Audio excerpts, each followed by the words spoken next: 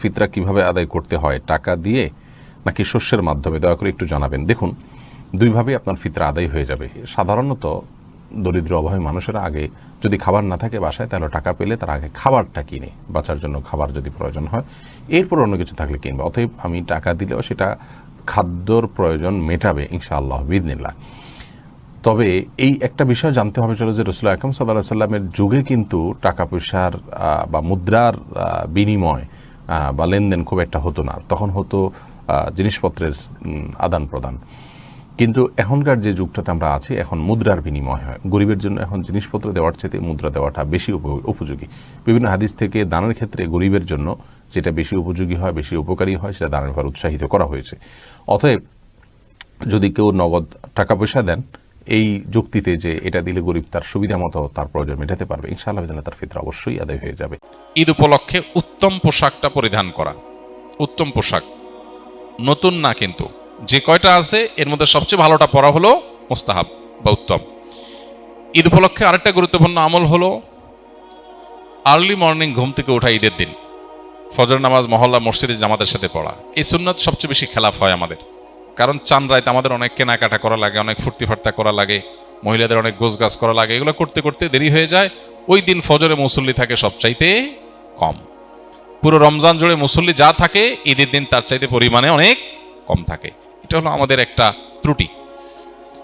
ঈদের দিনের আরেকটা গুরুত্বপূর্ণ আমল হলো উত্তম রূপে গোসল করা, আরেকটা আমল হলো মেসওয়াক করা, আরেকটা আমল হলো সুগন্ধি ব্যবহার করা, আরেকটা আমল হলো ঈদ উল ফিতর যদি হয় তাহলে সেক্ষেত্রে কিছু খেজুর টেজুর বা মিষ্টি মুখ করে তারপর ঈদগাহে আসা। ঈদের আরেকটা সুন্নত হলো এক রাস্তায় আসা আরেক রাস্তায় যাওয়া। ঈদের অনেকগুলো সুন্নাহ আছে যে সুন্নাহগুলো আমরা পালন করার মাধ্যমে ঈদটা অর্থবহ হয়ে উঠবে। ঈদকে কেন্দ্র করে অনেক অনাচারও আছে, যেমন ঈদকে কেন্দ্র করে দেখা যায় গান বাজনার ভিতরে ডুবে যায় মানুষ। ঈদের আনন্দ করতে গিয়ে নামাজের খবর নাই। এগুলো যেন না হয় একজন মুসলমানের ঈদে, সে জিনিসটা আমাদের খেয়াল রাখতে হবে। বাসায় হাজব্যান্ড ছাড়া আর কোনো পুরুষ থাকে না, বাচ্চারা ছোট ছোট, এক্ষেত্রে আমি কি গেঞ্জি বা জিন্স প্যান্ট বাসায় পরতে পারবো কি না? বোন শায়লা খানম, যেহেতু আপনার স্বামী ছাড়া পুরুষ কেউ থাকে না, বাচ্চা অনেক ছোট, আপনি হাজব্যান্ড যদি ডিমান্ড করেন তাহলে সেক্ষেত্রে তার ডিমান্ডকে পূরণ করার জন্য, অথবা আপনি নিজে থেকে সেদে জাস্ট আপনার সাজগোজের অংশ হিসেবে যদি সমস্ত পোশাক পরিধান করতে পারেন। তবে পশ্চিমা সংস্কৃতির প্রভাবে আমরা অনেকে প্রভাবিত, সেটাকে আমাদের সার্বিকভাবে ভালো লাগা কাজ করে, সেই জায়গা থেকে এটি পরা তো অবশ্যই উচিত হবে না। বাট এটি যেহেতু হারাম নয়, আপনি আপনার স্বামী সহ বাসা যখন একান্তে থাকবেন তখন পোশাকের ক্ষেত্রে শরিয়ার বিশেষ কোনো বাইন্ডিংস যেহেতু নেই, অতএব সেই জায়গা থেকে এটা আপনি অবশ্যই পড়তে পারবেন। সাইদুল ইসলাম, আপনি লিখেছেন ডিশ লাইনের ব্যবসা করা কি জায়েজ হবে? উত্তর হলো যে ডিশ লাইনের মাধ্যমে কেউ যদি ভালো কোনো চ্যানেল নেন, যে চ্যানেলে কোরআন তেলাওয়াত আসবে, বাচ্চাদের জন্য কোনো কিছু থাকবে, হারাম কিছু থাকবে না, তাহলে সেটা জায়েজ হতে পারে। কিন্তু যদি বেশিরভাগ ক্ষেত্রেই সেখানে হারাম এবং আপনার শরিয়া নিষিদ্ধ যে বিষয় আছে সেগুলো দেখার, বা সেই সব চ্যানেলগুলো, যে চ্যানেলগুলোতে সারাক্ষণ হারামের আপনার প্রচার হতে থাকে, সেগুলোই আপনার বেশিরভাগ ক্ষেত্রে মানুষ নেয় বা সেই চ্যানেলগুলো আপনার সাবস্ক্রাইব করে মানুষ, তাহলে সেক্ষেত্রে এই ব্যবসা করা জায়েজ হবে না। কারণ হলো, আমি ব্যবসা করা মানে মানুষকে নিশ্চিত গুনাহের দিকে ঠেলে দেওয়া। অনলাইনের বিজনেস অর্থাৎ নেটের বিজনেসটা এর চাইতে কিছুটা ব্যতিক্রম। কারণ হলো, নেটের বিজনেসে আমরা জানি যে সাধারণত নেট জিনিসটাই হলো এরকম যেটা দিয়ে সব রকম কাজ করা যায়, ভালো মন্দ সব অপশন আছে। আর ডিশ লাইনের ব্যবসাটা হলো যে ডিশ লাইনের আপনার যে চ্যানেলগুলো আপনি তাকে সাবস্ক্রাইব করে দিবেন, বেশিরভাগ ক্ষেত্রেই এগুলো সব চ্যানেলগুলো সেট করে দিতে হয়, সেখানে আপনাকে দিতেই হবে হারামগুলোকে সেট করে। তো সেই জায়গা থেকে এটি আসলে জায়েজ হওয়ার কথা নয়। সাউন্ড বক্স বা হেডফোন, এয়ারফোন বিক্রি করা জায়েজ আছে কিনা? হ্যাঁ, এটি জায়েজ আছে, এটি না জায়েজ হওয়ার কোনো কারণ নেই। কারণ এটা দিয়ে আপনি শুনবেন, কি শুনবেন সেটা তো আপনার ব্যাপার, বা যিনি কিনবেন তার ব্যাপার। সো এটা কেনা বেচা মৌলিকভাবে কোনো না জায়েজ বিষয় না, কারণ এটা মূলগতভাবে কোনো হারাম কাজের জন্যই ব্যবহার হয়েছে, ব্যাপারটা সেরকম না। সম্প্রতি এক প্রবাসী দেশে এসে বিমানবন্দর থেকে বাড়িতে ফেরার পথে সড়ক দুর্ঘটনার শিকার হয়েছেন। এতে তার স্ত্রী, সন্তান, মা সহ পরিবারের প্রায় সবাই মারা গেছেন। ইন্না লিল্লাহি ওয়া ইন্না ইলাইহি রাজিউন। তিনি এজন্য ড্রাইভারের বেপরোয়া গাড়ির চালনাকে দায়ী করেছেন। ড্রাইভারের ভুলে কেউ মারা গেলে ইসলামের আলোকে তার শাস্তি কী? খুবই দুর্ভাগ্যজনক একটি বাস্তবতা যে আমাদের দেশে সড়ক দুর্ঘটনা এত বেশি হয় এবং সড়ক দুর্ঘটনায় মৃত্যু আহত হওয়ার পরিমাণ এত বেশি যে পৃথিবীর খুব কম দেশেই সম্ভবত এরকম দুর্ভাগ্যজনক পরিস্থিতি আছে।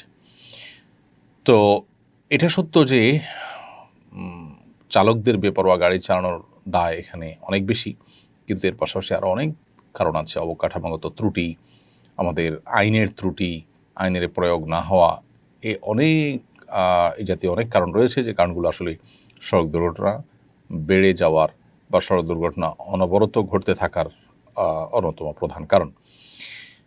ড্রাইভারের ত্রুটির কারণে যদি অ্যাক্সিডেন্ট হয়ে থাকে, যেমন তিনি অসতর্কতা অবস্থায় ড্রাইভিং করেন, অথবা নির্ধারিত গতিসীমার চেয়ে বেশি চালান, অথবা নেশা করে তিনি ঘুমের ভাব নিয়ে গাড়ি চালিয়েছেন বা ঘুমের ভাব নিয়ে গাড়ি চালিয়েছেন, এরকম যদি হয় তাহলে সেক্ষেত্রে সেটা কতল বিসবাব বা এমন হত্যার আওতায় পড়বে যেটা আসলে কোনো ব্যক্তি কোনো হত্যার জন্য কারণ হলো।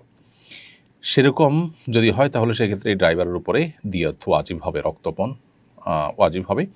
রক্তপণ হলো 100 ওঁটের মূল্য, এইটা তাকে দিতে হবে মৃত প্রত্যেকটা ব্যক্তির এগনিস্টে, এবং বিপরীতে তার দেওয়ার ক্ষমতা না থাকলে সে জেলে থাকবে, এবং তার যে অ্যাসোসিয়েশন আছে, তার যে ফ্যামিলি আছে, তারা সবাই মিলে সেটা দেওয়ার ব্যবস্থা করবে, আর না হলে সে জেলে থাকবে। আর ড্রাইভারের কোনো ত্রুটি যদি না থাকে তাহলে এটাকে সাধারণ বিপদ হিসাবে, নসিবে ছিল আসমানি বিপদ হিসাবে এটাকে ট্রিট করা হবে, এবং ড্রাইভারের উপরে সেক্ষেত্রে দিয়ত বা কাফারা কিছুই আসবে না। আমাদের দেশে অবশ্য সড়ক দুর্ঘটনা হলেই চোখ বন্ধ করে ড্রাইভারের উপরে দোষ চাপানোর একটা প্রবণতা আছে, যদিও এখানে কি ঘটেছে ঠিক আমরা জানি না, হতে পারে এখানে বেপরোয়া গাড়ি চালানোটাই ছিল প্রধান কারণ, সেটা তদন্ত করলে বেরিয়ে আসবে। দিয়ত যেটা, রক্তপণ যেটা, সেটা 100 ওঁট অথবা 10,000 দিরহাম অথবা 1,000 দিনার, 3টা অপশন রয়েছে। তো 100 ওঁটের যে ব্যাপারটা, এটাই এখন প্রতিষ্ঠিত এবং পরিচালিত, বিশেষ করে মিডল ইস্টে, সৌদি আরব সহ অন্যান্য যে দেশগুলোতে কোরআন এবং হাদিসের আলোকে বিচার কার্য পরিচালনা হয়, সে সমস্ত দেশগুলোতে এখন 100 ওঁটের মূল্য দিতে হয় মানুষের জীবন হানির জন্য যদি কেউ দায়ী হয়ে থাকে তাহলে। স্ত্রীর কথা মতো হস্তমৈথুন করা যাবে কি না? স্ত্রী হস্তমৈথুন করতে কেন বলবেন?